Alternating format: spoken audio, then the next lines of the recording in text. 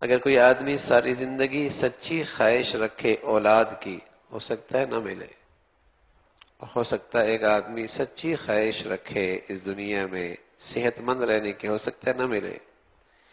ایک آدمی ساری زندگی سچی خواہش رکھے خوشحال رہنے کی، ممکن ہے نہ ملے۔ کیوں؟ اس لیے کہ ان سچی خواہشات کے باوجود بھی اللہ رب العزت ان کا بدلہ کل آخرت میں ضرور عطا فرمائیں گے۔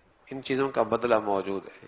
دعائیں کرتا رہا اولاد نہیں ملی، دعائیں کرتا رہا صحت نہیں ملی، دعائیں کرتا رہا خوشحالی نہیں ملی، لیکن ان دعاؤں کی قبولیت کل موجود ہے، کل ضرور مل جائے گی۔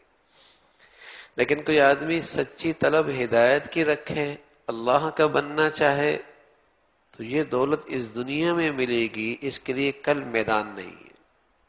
یہ کل کا جہان میں یہ نہیں ملنا، ہدایت اسی دنیا میں ملنی، ہدایت اسی دنیا میں ملنی۔ لیکن طلب سچی ہو کہ میں نے اللہ کا بننا ہے۔ اولاد نہ ملی نا ساری زندگی، اس کا انعام کل مل جائے گا۔ خوشحالی نہ ملی ساری زندگی، اس کا انعام کل مل جائے گا۔ صحت نہ ملی ساری زندگی، اس کا انعام کل مل جائے گا۔ لیکن کوئی آدمی سچی ہدایت طلب کرے، یہ نہیں ہو سکتا کہ نہ ملے اور اس کا انعام کل ملے، نہ ایسا نہیں۔ ہدایت کی جگہ یہ دنیا ہے، ہدایت کی دنیا یہ دنیا ہے۔ ہاں طلب سچی ہونی چاہیے۔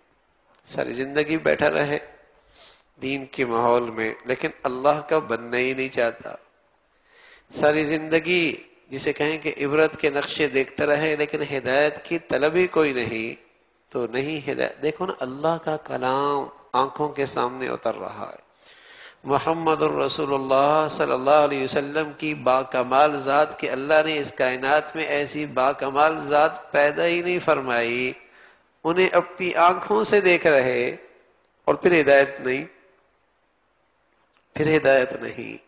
کتنا واضح حق کی نشانیاں ہیں، پھر ہدایت نہیں۔ چاہت جو نہیں ہے، طلب جو نہیں، اور طلب ہو تو بلال کہاں حبشہ سے آتے ہیں اور سبحان اللہ ہدایت کا نور لے لیتے، ہدایت کا نور لے لیتے۔ تو سچی طلب ہے تو فرمایا کہ جو شخص سچی طلب رکھتا ہے اسے ملتا ہے۔ اللہ لوگوں پہ ظلم نہیں کرتا، لیکن خود لوگ ہیں وہ اپنے آپ کو خود تباہ کرتے ہیں، خود تباہ کرتے ہیں اور ہدایت کی سچی طلب نہیں رکھتے، ہدایت کی سچی نیت نہیں رکھتے، پھر ان پر اس کے نتائج بد زندگی میں دیکھتے ہیں۔